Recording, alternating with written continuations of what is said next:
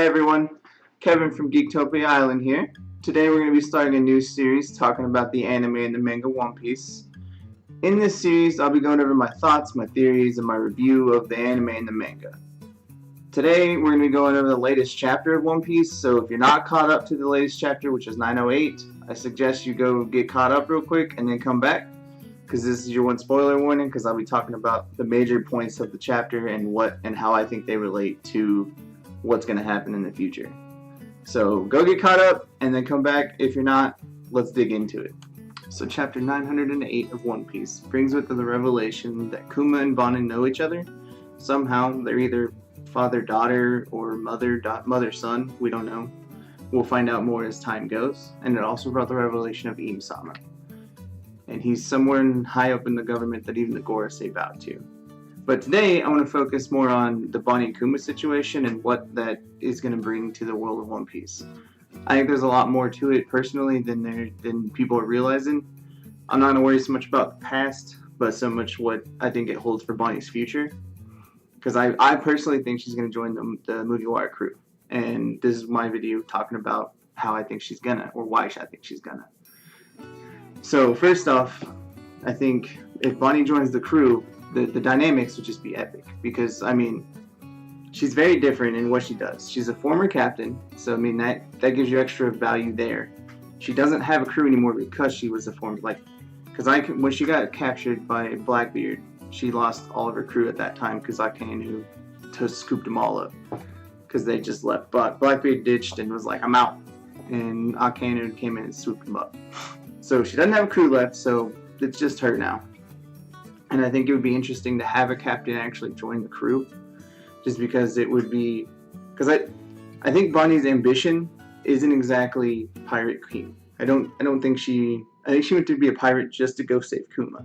So I'll get to that in a second. But I think she joined she became a pirate just to go help Kuma. So I don't really think she cares about Pirate King. But I think with the whole Kuma situation, she'll end up joining the Straw Hats in a little bit. I don't know when she joins or if she joins, but I do believe she will. She has a different devil fruit that we've not seen anything like it. She can age people. We don't know what it does exactly, whether it's lower or higher. She can do it older or younger, whatever. But I think she'll fit really well in the crew in the way she fights, because I think she's more of a brawler than anything. She'll use her devil fruit and then she'll brawl when she needs to. Because Robin's more technical than anything, and Nami uses traps and tricks and mirages. So I think Jewelry would fit as more of like the let's get in there and brawl type of person, you know what I mean? Next up, she has pink hair. Nobody else in the crew has pink hair. Why not? Because I mean, the things I've seen from the crew is everyone has a different color hair, almost everyone has different color hair. And they all have two syllable words as their name. Bonney, Brook, Chopper, Frankie, Luffy, Zoro, Sanji, so forth. So I think her name fits, her hair fits, as weird as it sounds. And I just think the attitude that she puts out is way different than any of the rest of the crew. So it'd be a lot more fun to watch, to see what she could do. She gives you the antics that are going to happen between her and Sanji are going to be great to watch, because he'll fawn all over her still, even if she's totally rude to him, and it's going to be funny. And then that also brings with it the antics of Luffy and Bonney. Sanji will give Bonney anything, and then he'll tell Luffy no, and it'll be hilarious. Just because she'll always try to eat all the food, and Luffy will take it from her, and then it'll just be a fight in the kitchen for what they're doing. So I think that part will be really funny to watch if that does happen. But more on what the reason is behind her joining. I think another thing that's going to happen is, since in Saba Odendi, she had her interaction with Zoro first. She was one of the first supernovas to deal with one of them, the Straw Hats. And I think that Zoro will actually be the one that saves Bonney this time, because she quote-unquote saved Zoro last time from the Celestial Dragon. So I think whenever they do meet again, I think Bonnie's going to be in trouble, and she's going to be in the wrong place at the wrong time or something, like Zoro was. And Zoro will be there to actually protect her or help her. because the reason I say that is because she made such a big deal about a pirate helping somebody that why else would they make a big deal about that? Like, I think she's from a place where pirates are just total monsters and they don't do anything but other than just take what they want and do what they want. And who knows, she may have been part of a crew with Kuma because he's known as the tyrant. So she may just know of pirates just from Kuma. Who knows?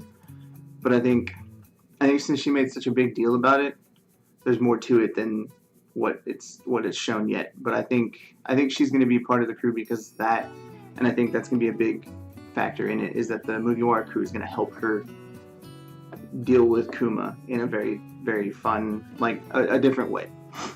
And I think Zoro's going to be the one there to protect her in her time of need and whatever is going on.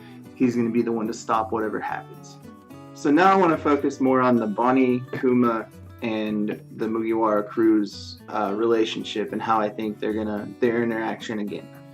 So I think in this Reverie arc, Bonney is there trying to help Kuma, and the revolutionaries are trying to get to Kuma too.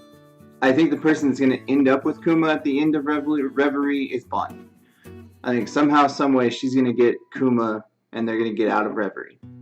The way I think they're going to get out of Reverie is they're going to end up going to Wano, because it's going to be the only safe zone they can go to right now. Because the world government doesn't like to go there because they don't know what's there. So I think that's the only safe zone they have. And it's really not even safe, it's just the world government won't be able to chase them as easily.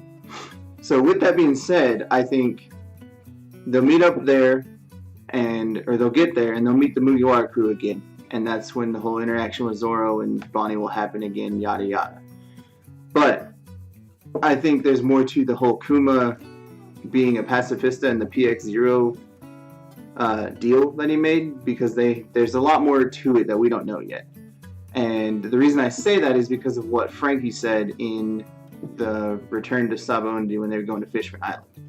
So he talked about when they got back, that he was the first one back to the ship. And the other person that was there to protect them, to protect the ship, was Kuma. And we saw Kuma, and he was all beaten up, destroyed from fighting off a lot of stuff. And so he made a deal. So Kuma made a deal he made a promise. He got Vegapunk to make a promise with him to protect the ship for as long as it took for Mugiwara to come back. That was their deal, or that was the promise that was programmed into PX0. So I think there's a bigger, deeper thing to that. I think that's Kuma's way of getting one more up, back at the world government. Because I think when Kuma first joined in the world government in the Shichibukai system, he decided to do the PX0 program with Vegapunk, and on a good faith program, good faith. He thought the world government wouldn't try to do anything shady to it or whatever. Like Oimo and Kashi. They totally lied to those two giants about their bosses. But I think that's the same kind of concept. He did it on good faith with Vegapunk, that he would just be doing this to change into a robot, a cyborg. And I think the world government originally first had that, and then they found out that he was part of the revolutionaries, and they wanted to make an example of him as he was a king, and they, like Lindbergh said, they wanted to make an example of him that no matter who you are, we can get to you. So I think they threatened him with his kingdom or lose his memories and become a slave. So I think they threatened to destroy his kingdom and his people he loves, or they would make him be a slave. I think he knew that was going to be what his end result was going to be, that he would be a slave for the Celestial Dragons.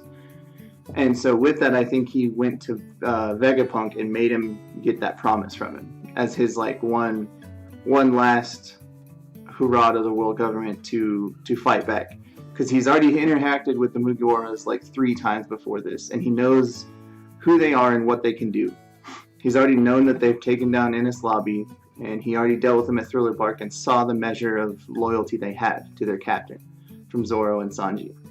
And he knows that Dragon is Luffy's father, so he knows that they're just a good, strong crew. So I think he wanted to protect them of more than anyone, because he knows that they can change something in the world government. In his end game is to help them by getting rid of the world government. So if he can do that by protecting the ship for 2 years, so be it. And I think that's why he made that promise, or he made Vegapunk promise to do that, because he knew he was going to be a slave, and this was his way of getting back at the world government before he went to be a slave. But like the way I believe Kuma's backstory goes is that he was a king first, allied to the world government, and then I think the world government did something that he didn't approve of, or something happened in his kingdom, and he decided to go be a pirate to help fight off the world government. And he made it seem like it was somebody else, like he was a tyrant on the world as a pirate, just because he had to prove a point that he's like, you're not going to do this anymore. So he became more or less the tyrant pirate, Kuma. And after that, I think he met up with the revolutionaries at some point during his piracy, and they secretly, I think, made him join them. Like he decided to join them in their revolution against the world government. And I think that was kept secret for a while. I think after that, I think some point that the world government found out about it, and that's when they put all the wheels in motion to turn him into a PX0 and make him a slave, because they learned of his relationship with with the revolutionaries. They knew that he was a former king, and so they wanted to make a point that you don't get to do this to us. And so I think they made him I think he knew that he was going to be a slave as the end goal of the PX program. They make all the robots and he becomes a slave. I feel like he knew that, and that's why he decided to help the Mugiwara crew later.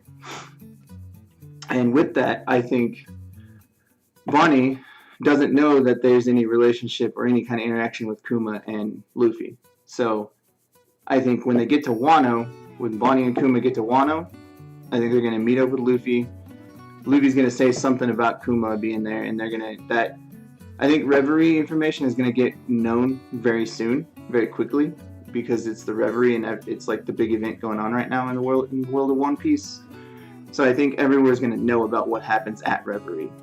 And if they talk about Kuma being a slave to the Tenryubito, and he gets broken free by Bonney and the revolutionaries, that's going to be a whole new thing, and Luffy and the crew are going to decide to help Kuma at Wano. So they're going to protect Kuma from the world government because in that speech that Frankie gave to the crew when they're going down Fishman Island, he said that this crew is indebted to Kuma no matter like what he is now, whether he's a just robot that doesn't exist or doesn't like acknowledge us. This crew is indebted to him for what he did to save us, because he saved them all when they were getting attacked by the Admiral. He pushed them all out and put them to their respective places to train. So he's the reason they got to survive that encounter, and he got them all stronger in a way. So I think they're going to be their way to pay him back, is to protect him from the world government and to help him. I don't know if they're going to be able to get his memories back or anything. They could. It could be as easy as like flipping a switch. I don't know. The Vegapunk may have put something in there to get that. We'll find out. But I think once they end up helping Kuma, it's going to show a different side of them to Bonney. And I think Bonnie's going to like them a lot more because of this. And she'll be more willing to join their crew. Because I personally don't think Bonney joined to be Pirate Queen. I just think she did really well while she was being a pirate, and that put her bounty up really high, and that people are saying she's on her way to being Pirate Queen. But I think her main goal was to go save Kuma. And I think after the interaction between Luffy, Kuma, and Bonney, I think she'll have more respect for Luffy's crew and his ideals. So I think she's going to end up joining, or she may just be kind of forced to join just because she has nowhere else to go. It's either that or be chased by the government forever. And if you're still going to be chased by the government forever, why not be with a crew that can protect you? So I think it's going to be partly Bonney joining.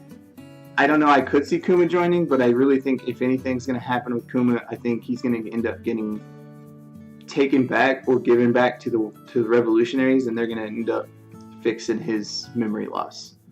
I think, or even tinkering with just the mechanics of it and making him work for them now. Because I think Kuma's going to end up back at the revolutionaries, and Bonnie's gonna know that he's safe. So I think she's gonna end up joining Luffy and his crew for the rest of the One Piece episodes, for the rest of the series. Because I feel like she's a good fit. I feel like she doesn't fit in with her old crew because they didn't fit right.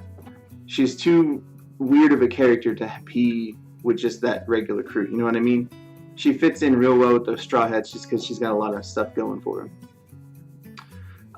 But I think that's the biggest thing of why Kuma did what he did, because I think he knew and he wanted to help the Straw Hats in a way he could, and then Bonnie's gonna end up seeing that, or that information is gonna get found out that Kuma knew or whatever. But I think Bonnie's gonna see that the Luffy and his crew aren't as terrible people as the world makes them to be, and they're not as dumb as they seem, because she only saw them when they were dumb and decided to attack a celestial dragon, and now she's pretty much wanting to do the same thing. So she'll be in the same boat as Luffy if she actually hits one. So we'll see what happens with the whole situation, but that's my thoughts on it. I think Kuma is going to be he's going to play a big part in the role of the story again with the Mugiwaras, just because of what Frankie said, that this crew is indebted to him. So I feel like there needs to be some sort of conclusion to that. They need to repay their debt, quote unquote, to Kuma, and I think this is going to be their way to do that. And I think since they're all going to be there at Wano, they're all going to be able to pay their debt back by protecting him, and it'll just work out. Thank y'all for joining me today. Hope y'all had a great day here at Geektopia Island, and keep on the lookout because we'll be doing some more One Piece videos, thoughts, and reviews. See y'all later.